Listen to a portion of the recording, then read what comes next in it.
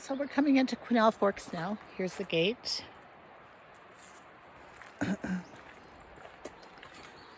And it's beautiful outside today.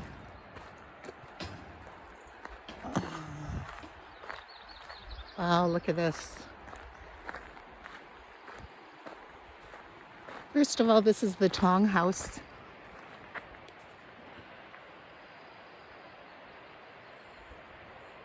And this is the original. It was brought over quite a few years ago and rebuilt here because of the flooding. It kind of was starting to wash away.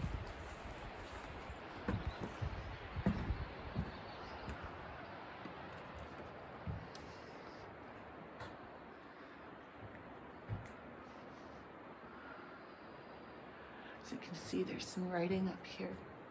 I don't know if you can see that. There's some more. And some more.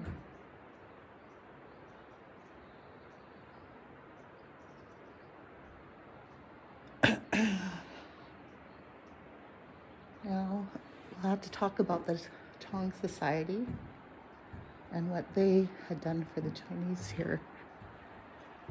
And we'll go across the road here. And we will see what it says.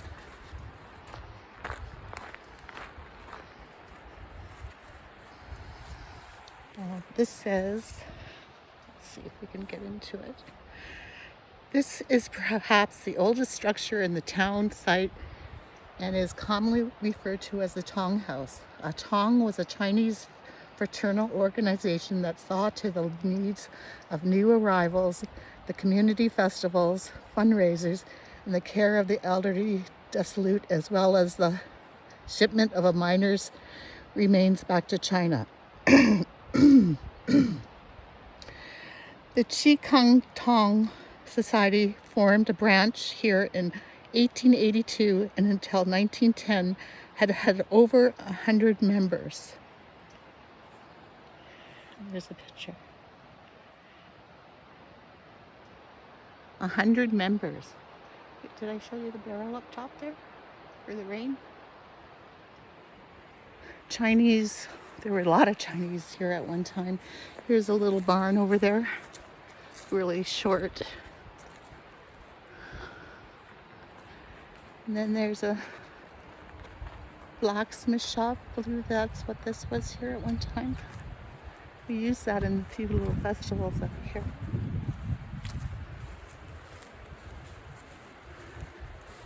It's not much in here anymore. Just old, some wood, nothing much.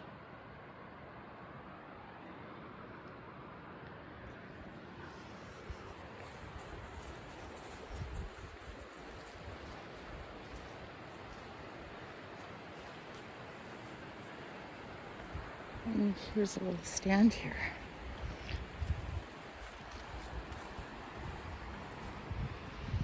Okay. So it says something about this being the bunkhouse. This building is commonly referred to as a bunkhouse because 3 of the Wang Sung stayed here a while. Though now mostly a replica, the original structure was at one time part of the main temple for the Chinese community at Quesnel Forks. In the southeast corner, near the large front opening, you can still see a Chinese numbers painted to the log, suggesting that this section was relocated and then added to the original structure. So that's it.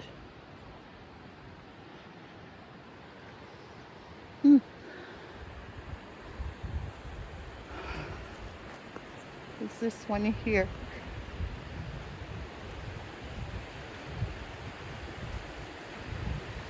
Oh, we'll come over here and see what this one says. Oh, there's a little goose down there. Now, general store. These are hard to read. Probably built in the 1890s, the structure is commonly known as the general store, but served as both a store and a restaurant and was operated by the Wong family until the 1940s. Under a temporary shelter at the back of the store, there was a wooden wok stand, and that's where Mrs. Kim would cook outside.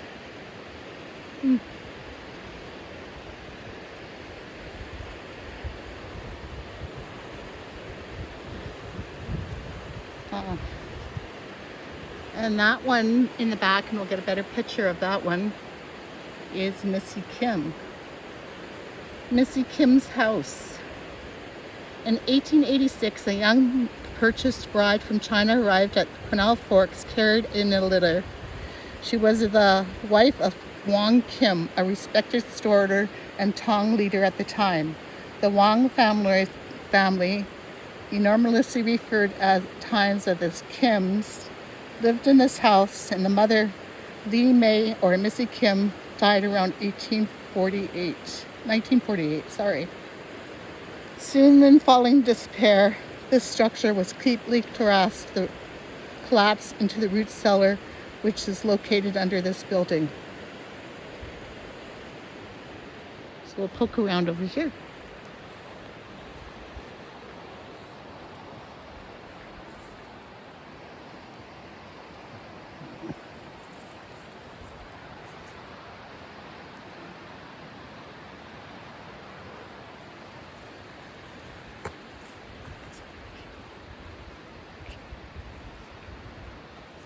There, see her little cooking stove she had in the back here. I don't know if you can see the remains of it, but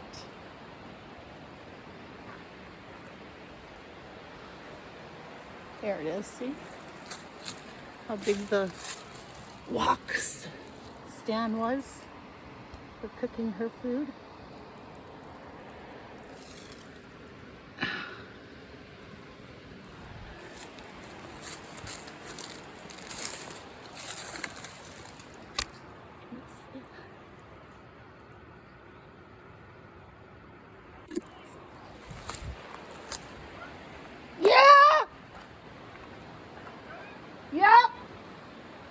Sorry, Jim's just calling at me to see if I'm okay.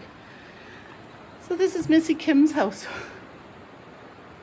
And in behind here, she had a root cellar, ice room.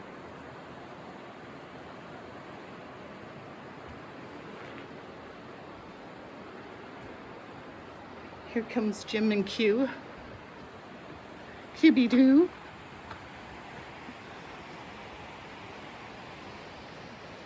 Few more little things. See the rocks that were in her stove?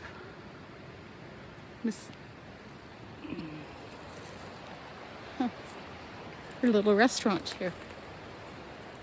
There used to be quite a few restaurants down in here, Chinese. Used to go out farther back here, but the river is eroding. Come on, Q. Look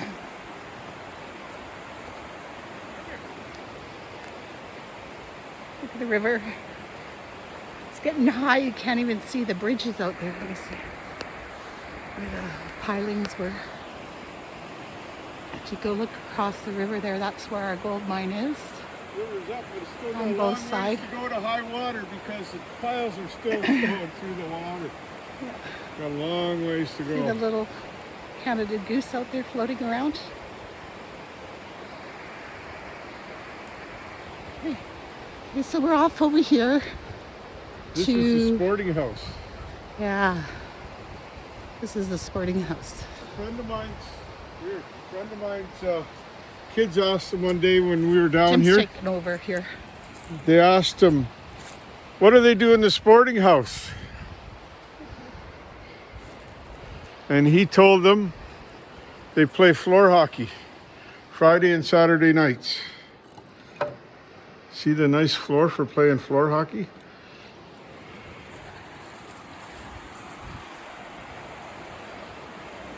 That's our mine across the river there. Our mine up on that bench.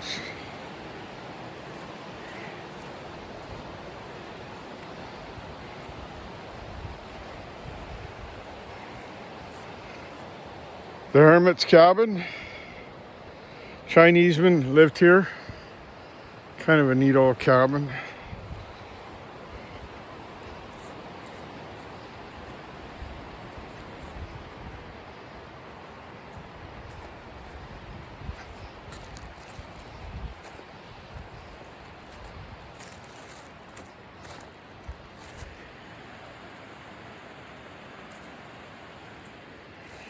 Okay, now a lot of people probably wonder about the story about the old car and the two old trucks that are down here. And just to clear everything up, we'll go into where the old car and the old truck are, and I'll give a quick story on them.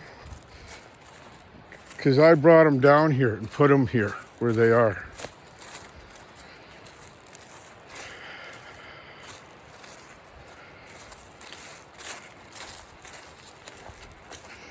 I don't know a lot of history on the car, but I know some. Brian Giesbeck called me one time and he said, do you have anything, any old cars or trucks that are related to gold mining? If that related to mining in the Caribou. And I said, as a matter of fact, I do.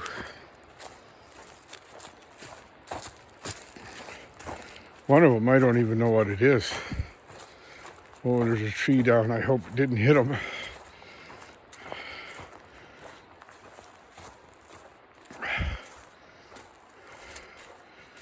Anyway, this was probably an old garage and stuff like that.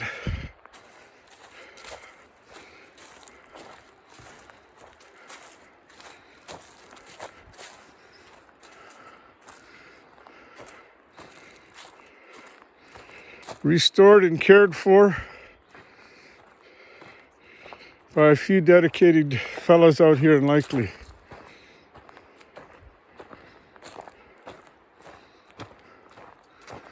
Ooh, that tree come close. Anyway, this old car. Just a minute, Wendy. This old car. Come from across the river at Steve Tingley's ranch. Found it out there, brought it home. Don't know what it is. And this old truck, it's an old army truck, and it logged around Marguerite and then finished its life logging out here in Likely. Got a few of them, some that are a lot more complete than that. Anyway, that old car, it had been through the ringer, but Steve Tingley was an old stagecoach driver, and it came from his ranch, whether a farm or ranch on the other side of the river at Soda Creek. Whether he was alive when this car was driven or not, I don't know. I've been reading them. I'm not going to read it. Wendy did, but you can figure it out. Why?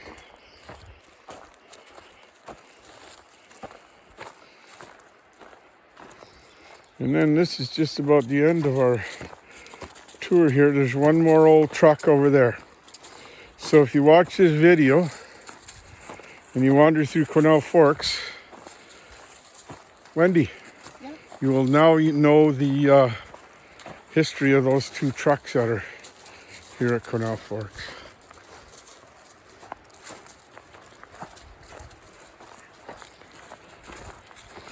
There's our wolfhound Q.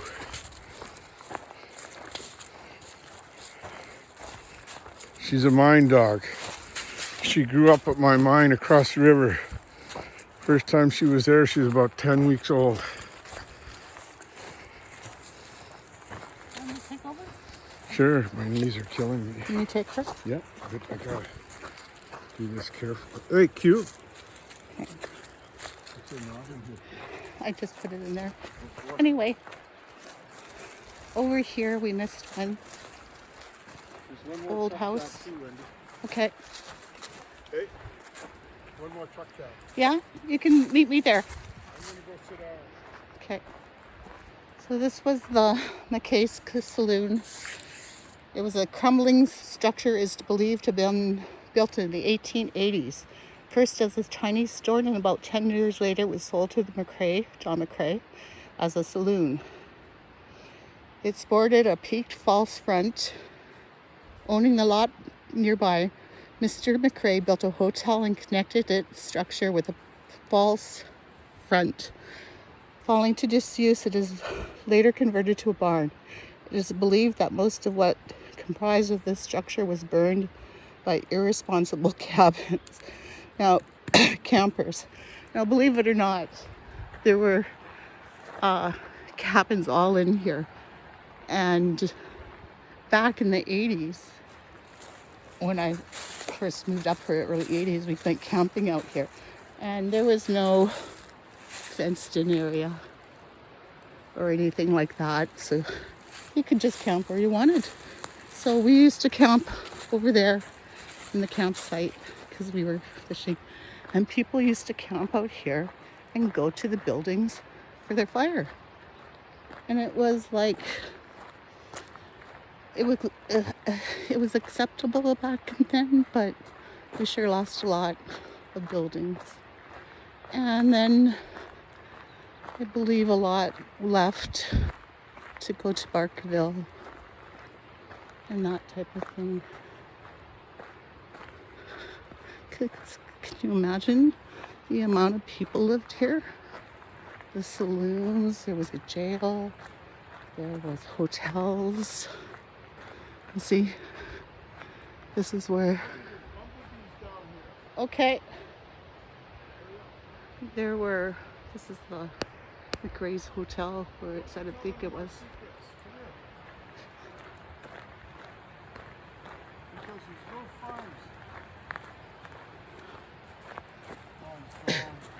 I'm just gonna go over here. Yeah. Say something about this other cab.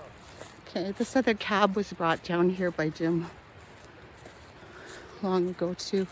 I don't know, it's probably a chef because Jim has chefs, that's all he has. So, I'll have a quick little look at it.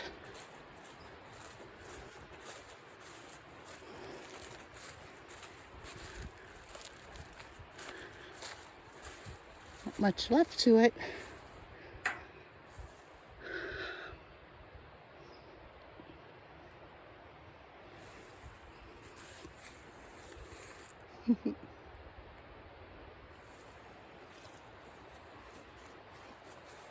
But all this stuff was gone, so it was kind of nice to bring a few things down here.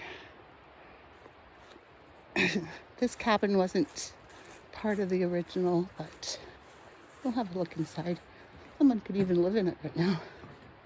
I think we stored stuff in here when we had a mining festival going on out here.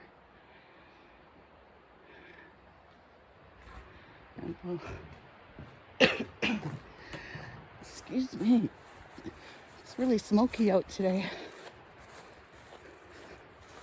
Yeah. This was called the Caretaker's Cabin. Huh? Can you read that? Oh. Go back a little bit. 1987, somebody came down here and started taking stuff. Because it's not in the old photos. So 1987. Yeah, Friends of Barkerville Society. Then from what I understand, the community kind of put a stop to it. Stopped them after a while. Because, like I said, people used to come out here and burn the buildings, and nobody really cared, I guess, until I guess some people did.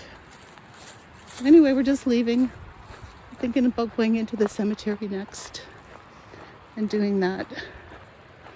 The river. Okay.